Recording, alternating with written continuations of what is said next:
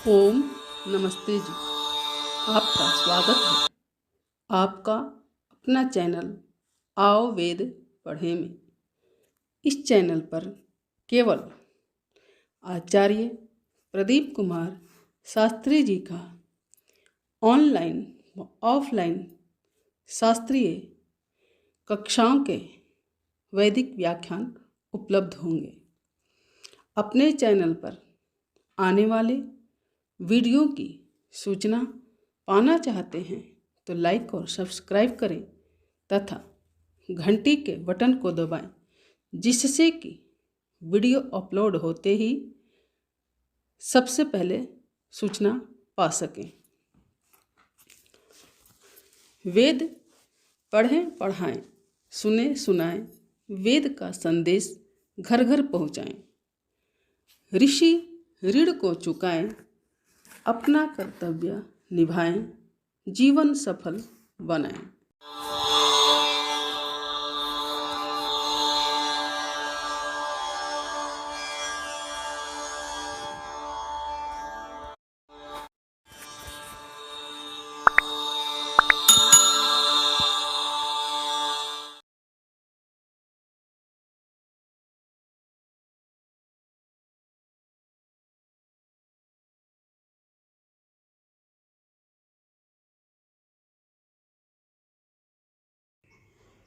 ॐ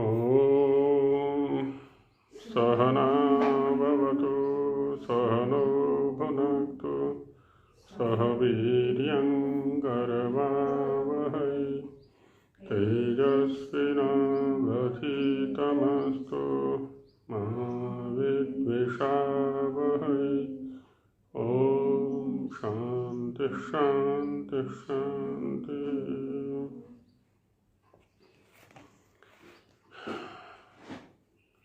यम और नियमों का स्वरूप बता करके अब उनका अनुष्ठान क्यों करना है इसके ऊपर चर्चा चल रही है। इनके अनुष्ठान का फल क्या है? तो इसमें अहिंसा, सत्य, अस्तेय, ब्रह्मचर्य, अपरिग्रह, शौच तक चर्चा हो गई थी। तो शौच जो कि आंतरबाह्य है, बाह्य माने शरीर संबंधी, स्थूल शरीर संबंधी शौच से पवित्रता करते करते ये हमें दिख जाता है कि बड़ी मलिनताएं हैं इन अंगों में, इस शरीर में। तो दूसरों के अंग भी इसी प्रकार से मलिन होंगे।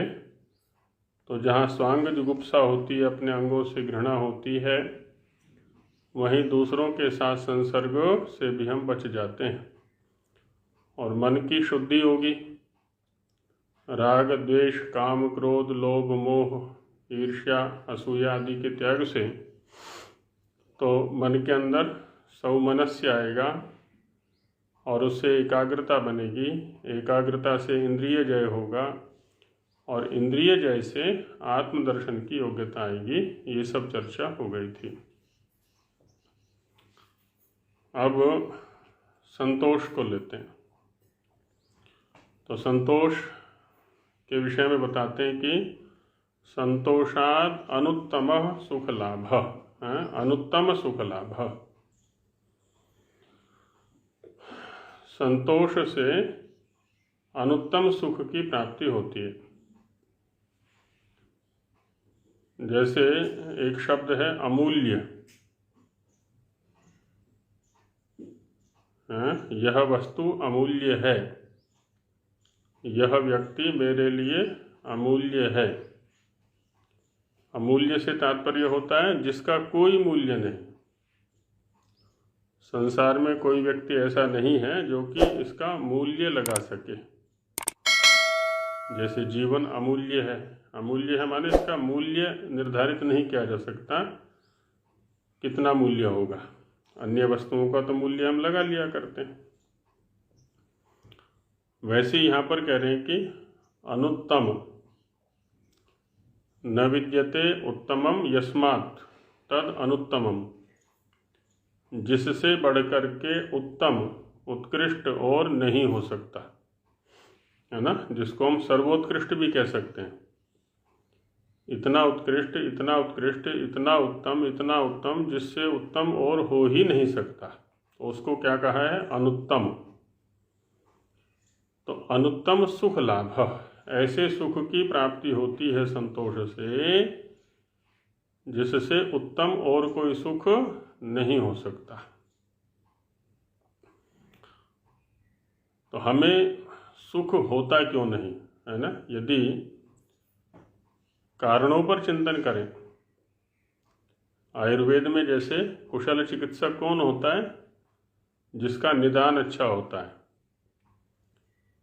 निदान से तात्पर्य होता है कारणों का ज्ञान, किस कारण से रोग हुआ है। ऋतु कारण है, आहार कारण है, विहार कारण है, इसकी प्रकृति कारण है, यहाँ का वातावरण कारण है, जो कुछ भी है। तो निदान जिसका अच्छा होता है ना, तो वो चिकित्सा भी अच्छी कर पाता है। ठीक वैसे ही यदि हमें ये पता चल जाए कि हमें सुख क्यों नहीं हो रहा है, हम दुखी क्यों हैं, तो फिर उस दुख के कारण की निवृत्ति का उपाय किया जा सकता है। और सबसे अधिक बढ़कर के दुख का जो कारण होता है वो होता है तृष्णा, जो विषय भोगों की इच्छा है। इच्छा है, लिप्सा है। लिप्सा माने प्राप्त करने की इच्छा, मुझे ये मिले, ये मिले, ये मिले। आवश्यकता है या नहीं है उस पर प्राय ध्यान नहीं जाता, लेकिन मुझे मिलना चाहिए। तो ये जो वृत्ति बनती है हमारी, ये लगभग दुखों का कारण बनता है, क्योंकि यथार्थ ज्ञान हमें है नहीं, क्या हमें आवश्यक है क्या नहीं है। बस देखा देखी हम प्राप्त करने में लग जाते हैं, और जब तक नहीं मिलता तब तक उसकी प्राप्ति के लिए यत्नशील रहते हैं। और ऐसा ही नहीं कि उसकी प्राप्ति से हम संतुष्ट हो जाते हों, फिर उससे आगे बढ़ना चाहते हैं, और अधिक चाहिए, और अधिक चाहिए, और अधिक चाहिए। इसी को ऋषियों ने कहा कि न जातु कामः कामानाम उपभोगेन शाम्यति, हविषा कृष्णवर्तमेव भूय एवाभिवर्धते। एक काम उठा मन में, एक इच्छा उठी, उसकी पूर्ति कर ली हमने। ये क्या हुआ? जैसे ही उसकी पूर्ति हुई तुरंत 5 कामनाएं और खड़ी हो गई। अब उनकी तृप्ति करने में, उनकी पूर्ति करने में हम लग गए। उन 5 की पूर्ति की तो 10 कामनाएं और खड़ी दिखाई पड़ी हमको। 10 की पूर्ति की तो 100 कामनाएं खड़ी हो गई। ये तो पूर्ति हो ही नहीं रही इनकी। तो वही कहा कि न जातु कामः कामानाम उपभोगेन शाम्यति, उपभोग से कामनाओं की शांति कभी नहीं होती। इनकी स्थिति तो वैसे ही है जैसे अग्नि का भोजन घी है, समिधा है। अब उसमें डालें कि चलो अग्नि बहुत बढ़ रहा है, इसको दे देते हैं, क्या घी दे दिया, समिधा दे दी, और ये क्या हुआ? घी और समिधा देने से तो और ज़्यादा भड़क गई वो। तो हविषा कृष्ण वर्त में वह भूय एवाभिवर्तते, कृष्ण वर्तमा कहते हैं अग्नि को। तो जैसे हवि देने से अग्नि और अधिक भड़क जाती है और अधिक उद्दीप्त हो जाती है, वैसे ही इन कामनाओं की स्थिति है, इस तृष्णा की स्थिति है। तो ऋषि क्या समझाना चाह रहे हैं? भोगों से कामनाओं की पूर्ति नहीं होनी है, परिग्रह अपरिग्रह से होनी है।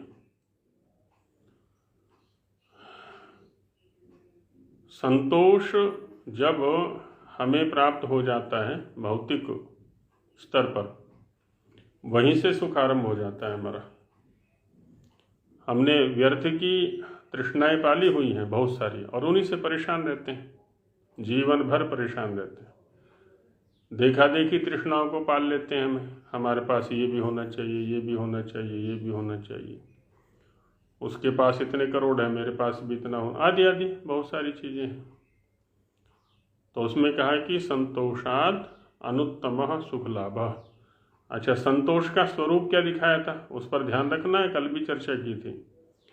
संतोषः धर्मानुष्ठानेन सम्यक प्रसन्नता संपादनीया, है ना। धर्मानुष्ठान, धर्मपूर्वक अनुष्ठान, धर्मपूर्वक क्रिया, यथार्थ ज्ञान पूर्वक क्रिया को संपन्न करना। जब हम यथार्थ ज्ञान पूर्वक किसी क्रिया को संपन्न करते हैं तब संतोष की प्राप्ति होती है,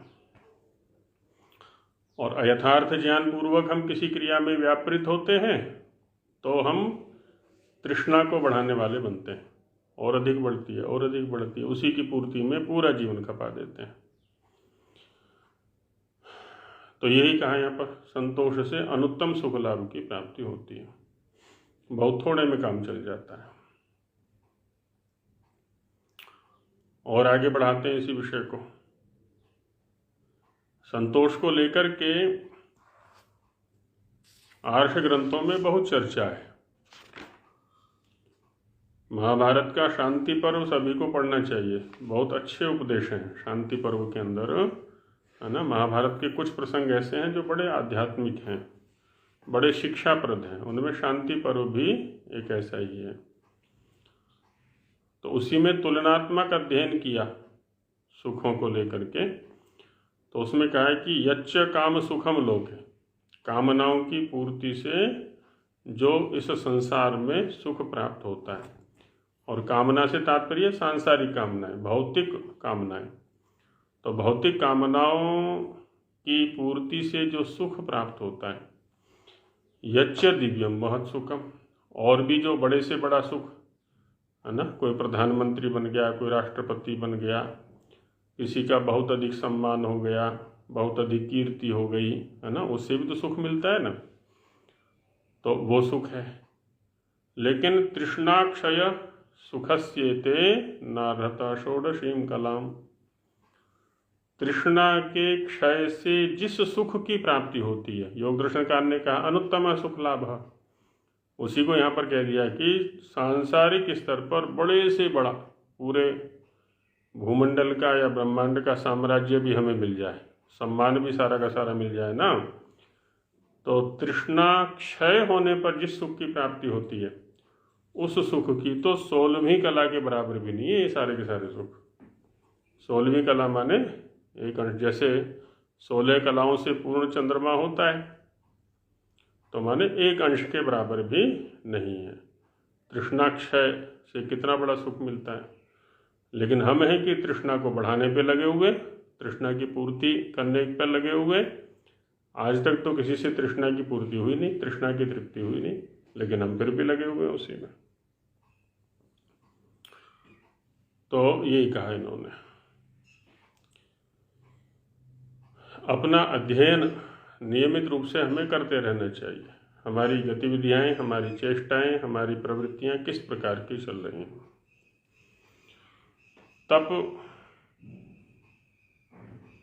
तप से क्या होता है ना, तप के स्तर पर चिंतन किया था।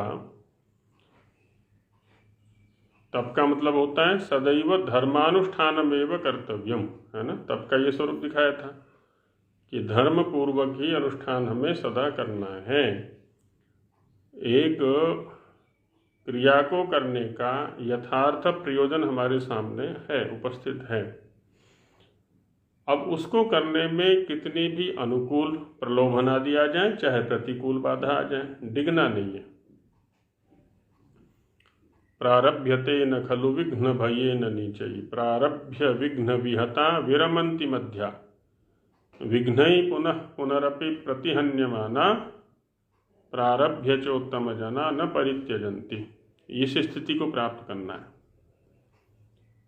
और तपस्वी लोगों के लिए लिखा दूसरा कि निंदन्तु नीति निपुणा यदि वास्तुवन्तु, लक्ष्मी समा विशतु गच्छतु वा यथेष्टम, अद्यैव वा मरणमस्तु युगान्तरे वा, न्याय्यात् पथ प्रविचलन्ति पदम न धीरा।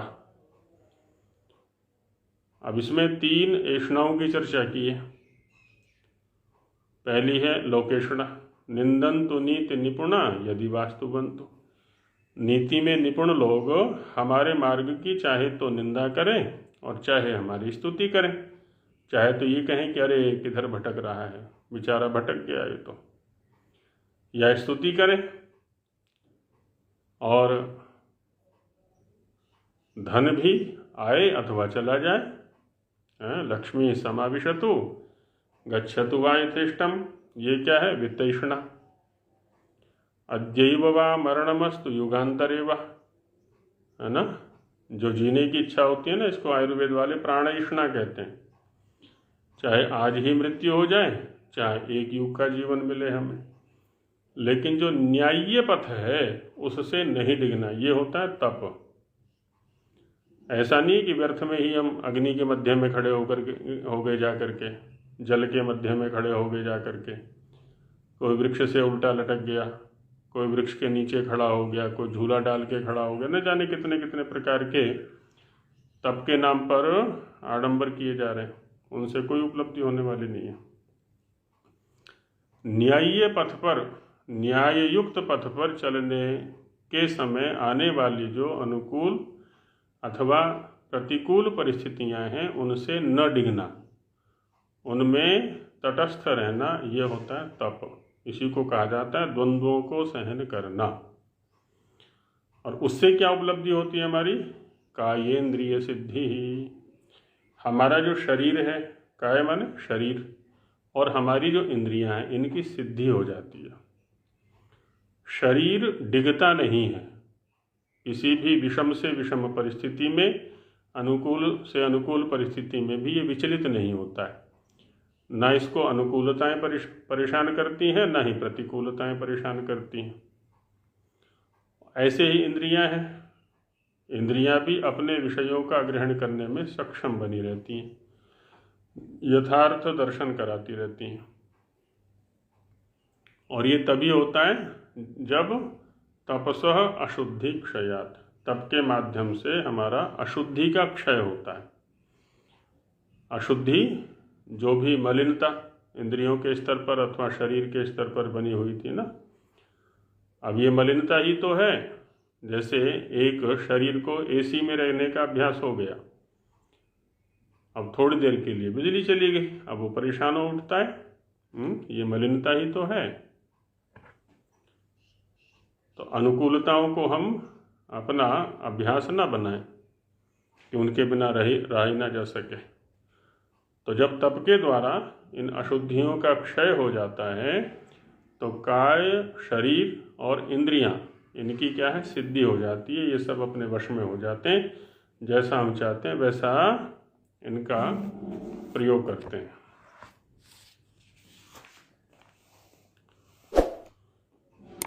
अब है स्वाध्याय। स्वाध्यायाद इष्ट देवता संप्रयोग। जब हम नियमित स्वाध्याय करते हैं तो उससे क्या होता है? इष्ट देवताओं का संप्रयोग होता है। देवता शब्द के ऊपर वेद विषय विचार के अंतर्गत पर्याप्त चर्चा कर चुके हैं स्वामी जी महाराज के माध्यम से कि देवता किसको कहते हैं। तो जब हम स्वाध्याय में आगे से आगे बढ़ते हैं ना, आर्ष ग्रंथों का स्वाध्याय करते हैं, मोक्ष के अनुकूल ग्रंथों का स्वाध्याय करते हैं, वेद के अनुकूल जो आर्ष ग्रंथ हैं, ऋषियों की रचना है, उनका स्वाध्याय करते हैं, तो उनके माध्यम से हमें आंतरिक शक्तियों की भी प्राप्ति होती है, दिव्य शक्तियों की प्राप्ति होती है। और बाह्य स्तर पर हमें उनको जानने वाले लोगों से संपर्क होता है। जब हम स्वाध्याय की वृत्ति बनाते हैं ना, तो हमारी इच्छा होती है कि चलो किसी से पढ़ा जाए। अब किससे पढ़ें? जो इसको जानते हो। संस्कृत जानने वालों से संस्कृत पढ़ने का प्रयास करते हैं, व्याकरण जानने वालों से व्याकरण पढ़ने का प्रयास करते हैं, वेद वालों से वेद को, दर्शन वालों से दर्शन को। तो उनसे हमारा संप्रयोग होता है फिर। और जैसे जैसे ऐसे व्यक्तित्वों से और ऐसी शक्तियों से हमारा संपर्क होता है, तो आगे से आगे उन्नति होती चली जाती है।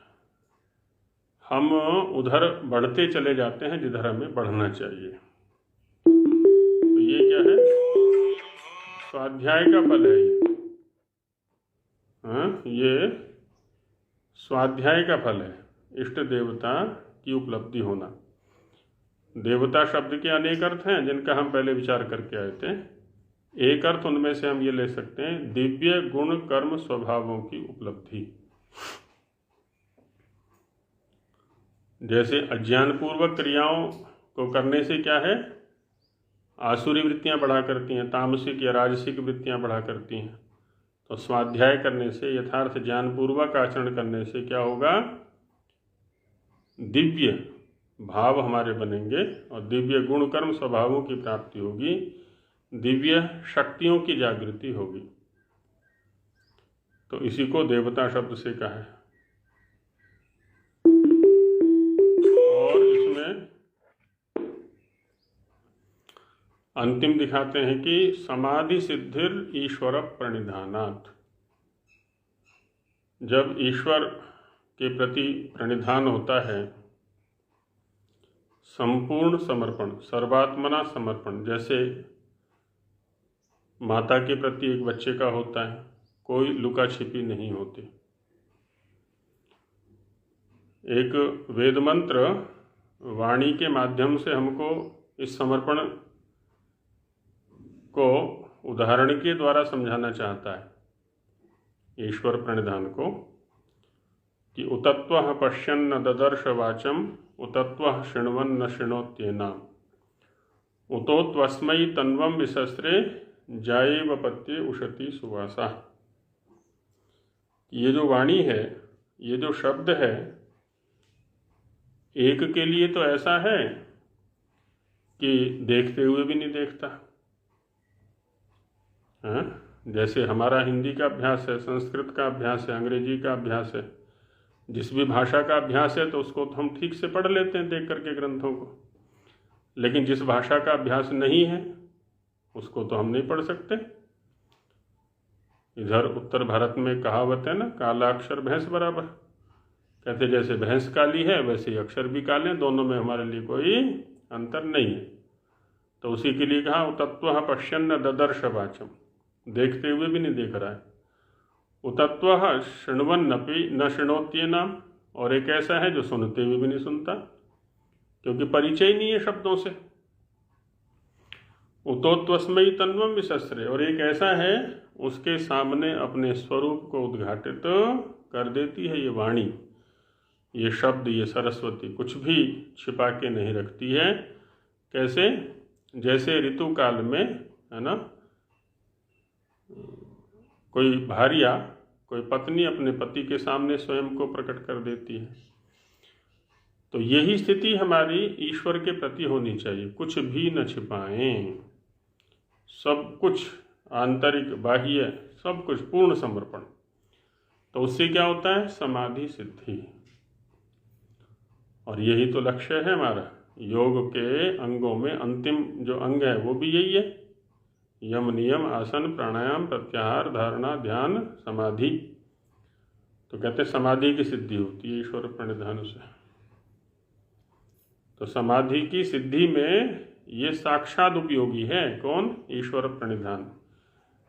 बाकी जो अंग हैं इसमें यम नियम के अंदर है ना 10 हुए ना, 10 में से जो 9 हैं वो परंपरा सहयोगी हैं, परंपरा से सहयोगी हैं, और ये साक्षात सहयोगी है।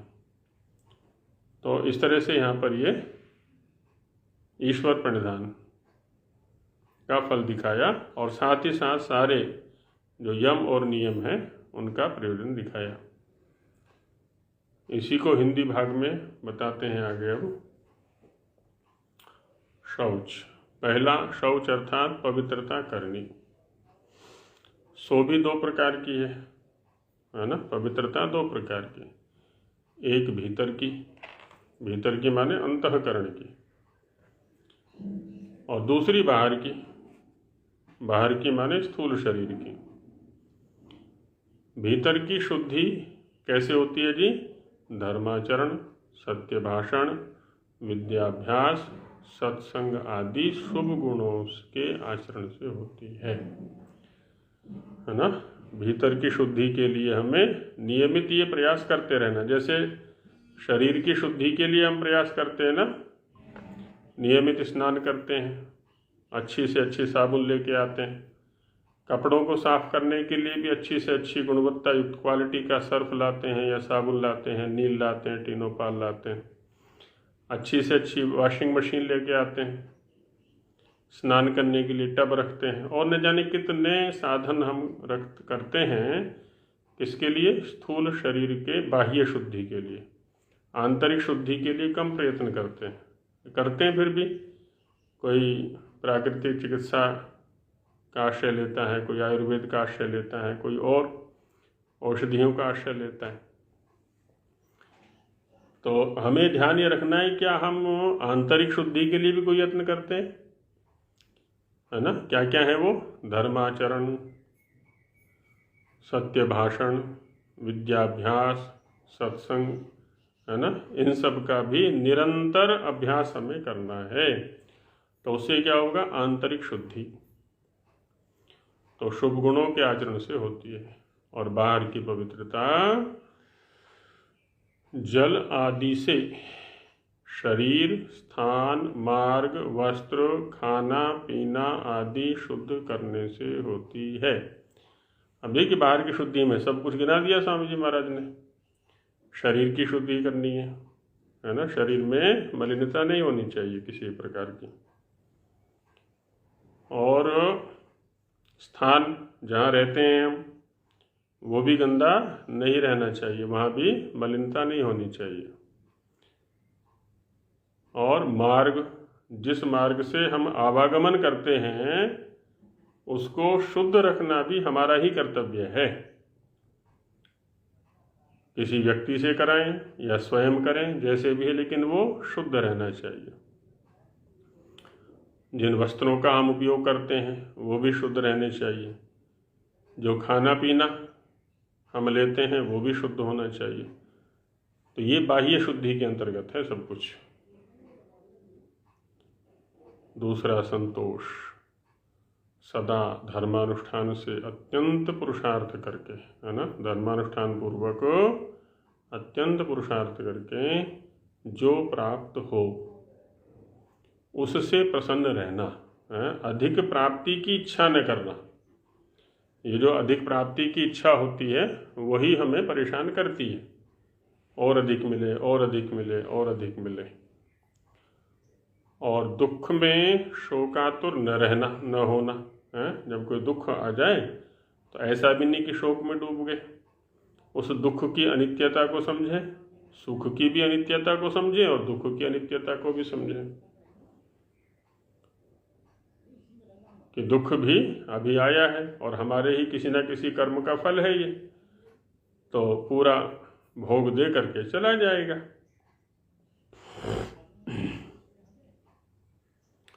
किंतु आलस्य का नाम संतोष नहीं। कुछ लोग कहते हैं ना कि जिसने पेट दिया है वो भोजन भी देगा।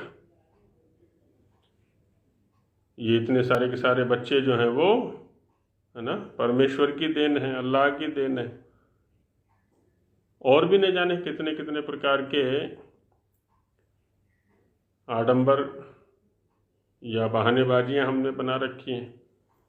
अजगर करे न चाकरी, पंछी करे न काम, दास मलूका कह गए सबके दाता राम, आदि आदि। तो निकम्मे पड़े रहें, आलसी प्रमादी बन करके पड़े रहें, उसका नाम संतोष नहीं है। हमें पूर्ण धर्मानुष्ठान से अत्यंत पुरुषार्थ करना है। जितना भी सामर्थ्य है ना उससे परिश्रम करना है। बस ये ध्यान रखना है पुरुषार्थ करते समय, परिश्रम करते समय, कि जिस प्रयोजन के लिए ये शरीर हमें मिला है, ये जन्म हमें मिला है, उसके अनुकूल ही परिश्रम होना चाहिए। उसके प्रतिकूल परिश्रम होगा तो वो दुख का कारण बनेगा, पतन का कारण बनेगा। तो आलस्य का नाम संतोष नहीं है। तीसरा, तप। तप क्या है? जैसे सोने को अग्नि में तपा के निर्मल कर देते हैं।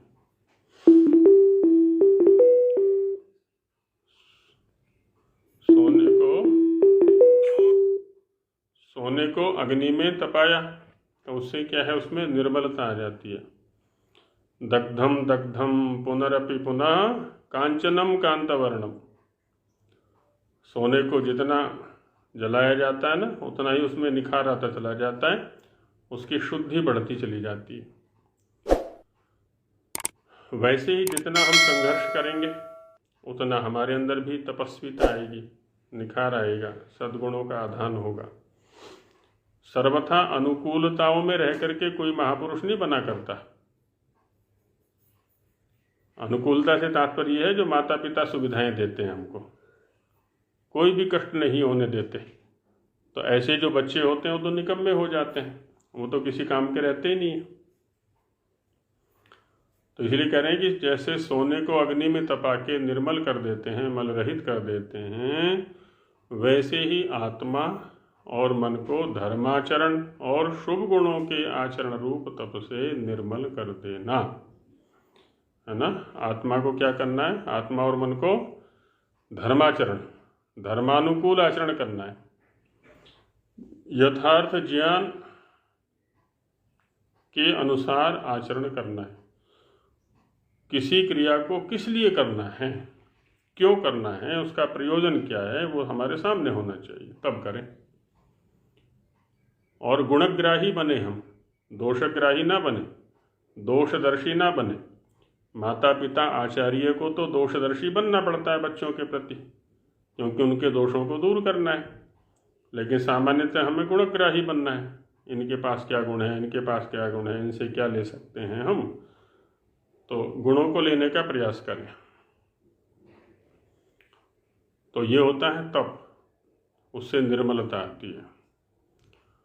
चौथा स्वाध्याय अर्थात मोक्ष विद्या विधायक वेद शास्त्र का पढ़ना पढ़ाना और ओंकार के विचार से ईश्वर का निश्चय करना कराना। मोक्ष विद्या विधायक है ना, सा विद्या या विमुक्त, ये विद्या वही है जो दुखों से छुड़ाने का साधन बने, दुखों से दूर करने का या दुखों को दूर करने का साधन बने, विद्या वही होती है। तो हमें ऐसे ही शास्त्रों का अध्ययन करना है जो हमें मोक्ष अर्थात दुखों से मुक्ति दिलाने वाले हों। तो वो कौन से हैं जी, वेद शास्त्र, वेदों का अध्ययन करना है और वेद के अनुकूल जो ऋषियों के ग्रंथ हैं उनका अध्ययन करना है। उनको पढ़ना भी है और पढ़ाना भी है।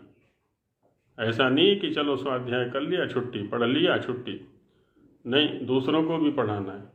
दूसरों के पढ़ाने से भी अपना परिमार्जन होता है, उसमें गुणवत्ता आती है, उसमें निर्मलता आती है, अपनी उन्नति होती है। और साथ ही क्या करना है, ओंकार के विचार से। अब ओम शब्द के ऊपर सत्यार्थ प्रकाश के प्रथम समोल्लास में पर्याप्त चर्चा की है स्वामी जी महाराज ने। ऐसे ही अन्य ग्रंथों में भी है, गोपथ ब्राह्मण के अंदर भी खूब लंबी चर्चा है, उपनिषदों के अंदर है ना ऐसी चर्चाएं। तो जहाँ जहाँ भी ये चर्चा आई है उनको देखें, उनको पढ़ें, उन पर विचार करें। उससे क्या होगा, ईश्वर का निश्चय करना कराना, स्वयं भी करना है, ईश्वर कैसा है, ईश्वर के क्या कार्य हैं, उसका स्वभाव क्या है, उसका स्वरूप क्या है, उसकी क्रियाएं क्या हैं, और दूसरों को भी कराना है। ऐसा करने से क्या होगा, हम भी नहीं भटकेंगे और दूसरों को भी भटकने से बचाएंगे।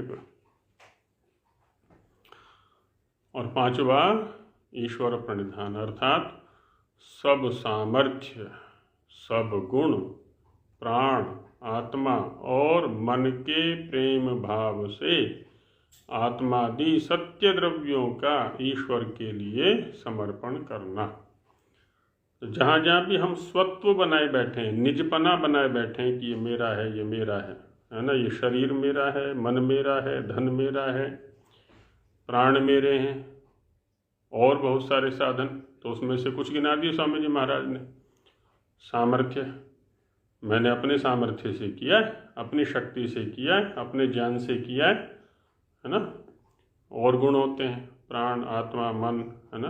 तो प्रेम भाव से सभी पदार्थों को, द्रव्यों को ईश्वर के लिए, कि सब कुछ ईश्वर का है, ईश्वर के द्वारा दिया हुआ है। तेना त्यक्तेना भुंजी था, उसी के द्वारा दिए हुए से हम भोग कर रहे हैं।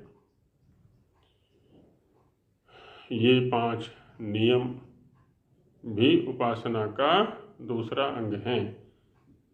आगे नियमों पर चर्चा करते हैं। अब 5 यम और 5 नियमों के यथावत अनुष्ठान का फल कहते हैं। तो उनके स्वरूप पर चर्चा करके अब आगे उनके फलों पर चर्चा करते हैं। अहिंसा इत्यादि, अर्थात जब अहिंसा धर्म निश्चय हो जाता है। अच्छा, किसी ज्ञान में निश्चय कब होता है? जब ज्ञान भी करते हैं, क्रिया भी उसके अनुकूल करते हैं। ज्ञान कर्म, ज्ञान कर्म, ज्ञान कर्म, थ्योरी प्रैक्टिकल दोनों साथ साथ चलते हैं। तो फिर क्या, उसमें हमारा निश्चय हो जाता है कि हाँ भाई ये करणीय है, ये ग्रहण करने योग्य है। तब उस पुरुष के मन से वैरभाव छूट जाता है। किसी भी प्रकार का वैरभाव उसके मन में रह ही नहीं सकता। किंतु उसके सामने व उसके संग से अन्य पुरुष का भी वैरभाव छूट जाता है। स्वयं का तो उद्धार होता ही है, स्वयं का तो वैरभाव छूटता ही है। कहते हैं उसके संग में जो दूसरे प्राणी आते हैं ना, उनका भी वैरभाव छूट जाता है, दूसरों पर भी प्रभाव होता है। जैसे एक हिंसक प्राणी है, अब हिंसक प्राणी को देख करके क्या होता है ना, दूसरे में भी हिंसक भाव जाग जाते हैं। भले ही आत्मरक्षा के लिए जागते हो वो, इससे पहले कि ये हमें मारे, हमें ही इसको मार डालना चाहिए। प्राय हिंसक प्राणियों में भी ऐसी होती है, आत्मरक्षा के लिए ही वो हमला किया करते हैं। उनके अंदर भय बना रहता है कहीं ये हमें मार ना दे, क्योंकि स्वयं में मारात्मक वृत्ति है ना, दूसरों को मारने की वृत्ति है, तो उसके अंदर भय बना रहता है, तो दूसरे के अंदर भी वही वृत्ति जाग जाती है। अच्छा, अब यहाँ अहिंसा भाव हमारे स्वभाव में आ गया तो दूसरे में भी अहिंसा भाव आ जाएगा, वैर भाव छूट जाएगा। सत्य तथा सत्याचरण का ठीक ठीक फल यह है, जब हमारे स्वभाव में सत्याचरण आ जाएगा, हम चाह करके भी असत्य का व्यवहार नहीं करेंगे। जब ऐसी स्थिति बन गई है तो कि जब मनुष्य निश्चय करके केवल सत्य ही मानता, बोलता और कहता है, मानना, बोलना और कहना क्या बल्कि करना होना चाहिए यहाँ पर, क्योंकि मन, वचन और कर्म। तो सत्य ही मानना माने मन से जो विचार कर रहा है वहाँ भी सत्य है, वाणी से जो प्रयोग बोल रहा है वो भी सत्य है, और कर्म भी उसके अनुकूल ही है। तब वह जो जो योग्य काम करता और करना चाहता है वे सब सफल हो जाते हैं। जो कुछ भी करना चाहेगा सब सफल होते चले जाते हैं। कहीं पर भी असफलता उसको नहीं आया करती। दूसरों को भी मार्ग दिखाएगा तो दूसरों को भी सफलता मिलती है उसकी वाणी में, है ना। क्रिया फल, तो कोई भी क्रिया अफल नहीं होती है, उसकी असफल नहीं होती है।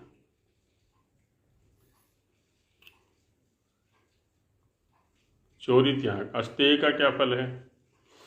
चोरी त्याग करने से यह बात होती है कि अस्तेय अर्थात जब मनुष्य अपने शुद्ध मन से चोरी के छोड़ देने की प्रतिज्ञा कर लेता है, चोरी का भाव नहीं आएगा मन में, वाणी में भी नहीं और कर्म में भी नहीं, तीनों स्तर पर सावधान रहना है।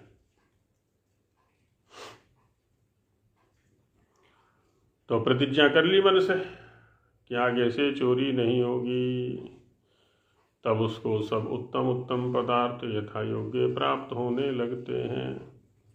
अब ये नहीं कि कुछ करना नहीं है उसको, है ना, वो अत्यंत पुरुषार्थ तो अवश्य करना है जितना भी सामर्थ्य इसके अंदर है, तो उत्तम उत्तम पदार्थ प्राप्त होने लगेंगे, उत्तम व्यक्तियों से संगति बनेगी, उत्तम पदार्थ इसको प्राप्त होंगे।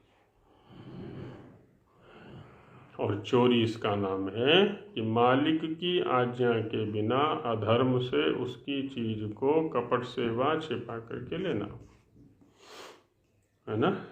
जो पदार्थ जिसका है वो उसका मालिक है, तो उसकी आज्ञा के बिना उसकी अनुमति के बिना, उसकी अनुज्ञा के बिना उसके पदार्थ को लेना या कपट से लेना, छल से लेना,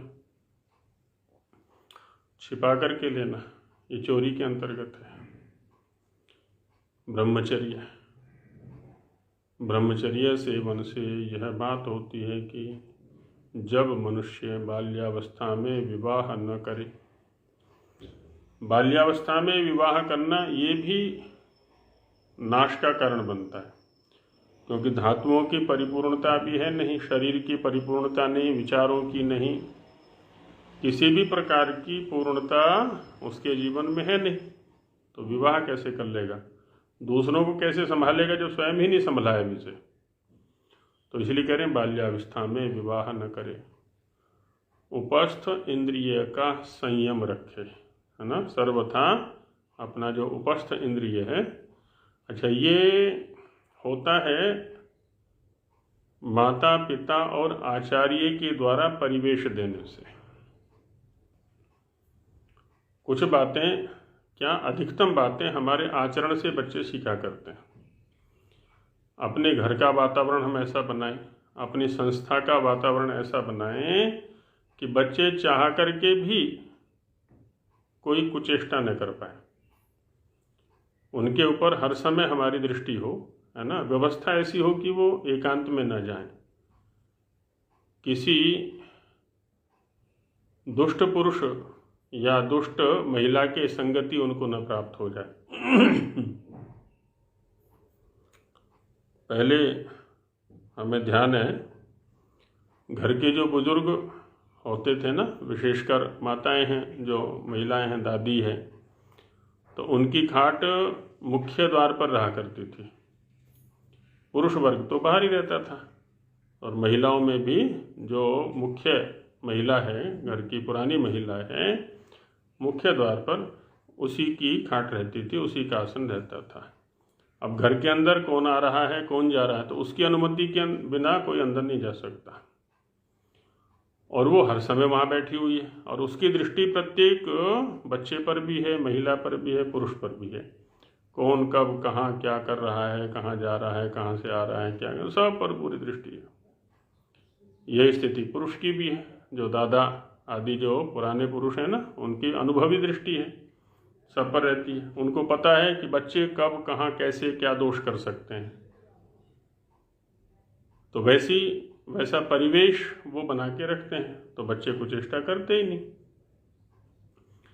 तो उनको किसी प्रवचन की आवश्यकता नहीं है ना, समझाना तो होता ही है खैर, लेकिन परिवेश भी हम वैसा दें। और अभी हम क्या परिवेश दे रहे हैं उनको? अब बिगड़ने का परिवेश दे रहे हैं। सामाजिक ऐसी स्थिति बनी हुई है, राष्ट्रीय ऐसी स्थिति बनी हुई है, पारिवारिक ऐसी स्थिति बनी हुई है। तो बच्चा दूध नहीं पी रहा है तो उसको मोबाइल दिखाने चालू कर देते हैं। माताएं हैं, बच्चा गर्भस्थ है लेकिन माताएं मोबाइल पर लगी हुई हैं, और बच्चों को भी आरंभ से ही मोबाइल का अभ्यास। तो भला वो कैसे महापुरुष बनेगा, कैसे सत्पुरुष बनेगा, कैसे एक अच्छा नागरिक, उत्तम नागरिक बनेगा? वो आप दे क्या रहे हैं समाज को, ये तो ध्यान रखना चाहिए। तो इसलिए यहाँ पर कहा कि उपस्थ इंद्रिय का संयम रखे, वेदादि शास्त्रों को पढ़ता पढ़ाता रहे। घर के अंदर कम से कम इतना तो हम कर ही सकते हैं ना, सबके पास सामर्थ्य पर्याप्त है।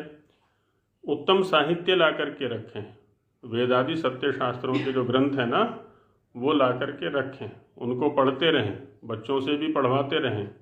जब बच्चे पढ़ने लायक हो जाते हैं तो उनसे पढ़वाएं कि बच्चे इसको पढ़ के सुनाओ, ये क्या लिखा है। भले ही हम अज्ञानी बन करके उनसे पढ़वाएं, तो उससे उनकी पढ़ने की वृत्ति बनेगी, उससे उनका तात्पर्य पूछें फिर ये क्या कहना चाहता है, इस वाक्य का क्या अर्थ है। तो धीरे धीरे उनको ये लगेगा कि अच्छा, दादी को तो कुछ भी नहीं आता है, चलो दादी को पढ़ाते हैं आज, या दादा को पढ़ाते हैं आज, पिताजी को पढ़ाते हैं आज। तो ऐसे पढ़ाते पढ़ाते वो पढ़ना सीख जाएगा। तो अपने घर के अंदर ये व्यवस्था करें हम, तो वेदादि शास्त्रों को पढ़ता पढ़ाता रहे, विवाह के पीछे भी ऋतुगामी बना रहे, है ना, व्यभिचार में प्रवृत्त ना होवे, तो ऋतुगामी रहे। और परस्त्री गमन आदि व्यभिचार को मन कर्म वचन से त्याग दे। और अब तो ये देखो कैसी उल्टी धारा बहा रखी है, कोर्ट के द्वारा पास हो चुका है ना। कोई जो गृहस्थ स्त्री पुरुष हैं, यदि वो अन्यत्र संबंध बनाना चाहते हैं तो बना सकते हैं। हमारे ऋषि तो कहते हैं कि ये व्यभिचार है, ये जीवन को बर्बाद करने का रास्ता है, और वहाँ कहते हैं कि रोकेंगे तो उनके मानसिक तनाव बनेगा। इसको मानसिक तनाव का हेतु दे करके उनके जीवन को बर्बाद करने का पूरा प्रबंध किया हुआ है। आरंभ से ही, बचपन से ही, स्कूल में यही स्थिति, कॉलेज में यही स्थिति, अब यहाँ तक कि गृहस्थ के अंदर भी यही स्थिति बना दी गई है। संस्कृति का विनाश करने के सारे कारण उपस्थित किए जा रहे हैं। तो यहाँ तो कह रहे हैं कि ऋषि क्या कह रहे हैं, और परस्त्री गमन आदि व्यभिचार, परस्त्री गमन परपुरुष गमन, इससे स्वतः सिद्ध हो जाता है। उसमें आया ना, अश्वपति महाराज की जो घोषणा है छांदोग्य उपनिषद में, नमेस्तेनो जनपदे न कदर्यो न मद्यपः नाना हिताग्नि ना विद्वान न स्वैरी स्वैरिणी कुतः। कैसी उत्तम राज्य व्यवस्था है, सबके सब स्वाध्याय करने वाले हैं, सबके सब अग्निहोत्र करने वाले हैं, कोई चोरी नहीं कर सकता है, सबके सब संतुष्ट हैं, कोई व्यभिचारी नहीं है। कैसा वैदिक साम्राज्य है। तो इसमें तो कह रहे हैं कि व्यभिचार को मन कर्म वचन से त्याग देवे। मन में भी ना लाए इस बात को कभी, कर्म की तो बात बहुत दूर है। तब दो प्रकार का वीर्य अर्थात बल बढ़ता है, एक शरीर का, दूसरा बुद्धि का। दूसरी भी जो बुद्धि है हमारी, वो भी जिस विषय पर लगाएंगे अब उसको ग्रहण करेगी। अच्छा, ईश्वर अध्यात्म आदि जो विषय हैं, शास्त्रों के जो विषय हैं, उनमें चलेगी वो, और व्यभिचारी व्यक्ति का तो कभी हो ही नहीं सकता। उसके बढ़ने से मनुष्य अत्यंत आनंद में रहता है। तो आत्मिक बल भी बढ़ा और शारीरिक बल भी बढ़ा वीर्य की सुरक्षा से। अपरिग्रह स्थैर्य, अपरिग्रह का फल यह है कि जब मनुष्य विषयासक्ति से बचकर सर्वथा जितेंद्रिय रहता है ना, विषयों में न फंस करके। जितना जितना विषयों में फंसता है, इंद्रियों के पीछे भागता है, उतने उतने साधनों को इकट्ठा करना पड़ेगा उसको, साधनों की सुरक्षा में लगना पड़ेगा, साधनों को भोगने में लगना पड़ेगा। जितेंद्रिय रहता है तब क्या होता है, तब मैं कौन हूँ, है ना, जन्म कथनता बोधा, मैं कौन हूँ, कहाँ से आया हूँ, मुझको क्या करना चाहिए, मेरा अपने अस्तित्व के प्रति जानता है, अपने लक्ष्य के प्रति जानता है, अपनी क्रियाओं के प्रति जानने का उसको अवसर मिलता है। अर्थात क्या काम करने से मेरा कल्याण होगा। और विषयों के भोग में जब लगता है तब तो उसी में लगा रहता है, बुद्धि तो काम करती ही नहीं कुछ भी, वहाँ पर देखा देखी उन्हीं में लगा रहता है। अपने कल्याण की तो वो सोच ही नहीं सकता, तो क्या काम करने से मेरा कल्याण होगा इत्यादि शुभ गुणों का विचार उसके मन में स्थिर होता है। ये ही 5 यम कहते हैं, इनका ग्रहण करना उपासकों को अवश्य चाहिए, क्योंकि इनके बिना उन्नति नहीं होने वाली है। परंतु यमों का नियम सहकारी कारण है ना, यमों को भी साथ में रखना है, जो कि उपासना का दूसरा अंग कहता है, और जिसका साधन करने से उपासक लोगों का अत्यंत सहाय होता है। सो भी 5 प्रकार का है। उनमें से प्रथम शौच का फल लिखा जाता है। तो शौचात पूर्वोक्त 2 प्रकार के शौच करने से, पवित्रता करने से भी, जब अपना शरीर और उसके सब अवयव बाहर भीतर से मलिन ही रहते हैं, हम सफाई करते हैं फिर गंदे हो जाते हैं, सफाई करते हैं फिर गंदे हो जाते हैं, देखा कि गंदगी बराबर बनी रहती है यहाँ तो। तब औरों के शरीर की भी परीक्षा होती है ना। जैसे अपने शरीर की परीक्षा की, बार बार गंदा होता जा रहा है, तो पता चलता है कि दूसरों के शरीर भी ऐसे ही हैं, कि सबके शरीर मल आदि से भरे हुए हैं। इस ज्ञान से वह योगी दूसरे से अपना शरीर मिलाने में घृणा अर्थात संकोच करके सदा अलग रहता है। दूसरे से संपर्क करने की इच्छा उसकी नहीं होती है, क्योंकि गंदगी दिखाई पड़ती है। और उसका फल यह है कि किंच अर्थात शौच से अंतःकरण की शुद्धि,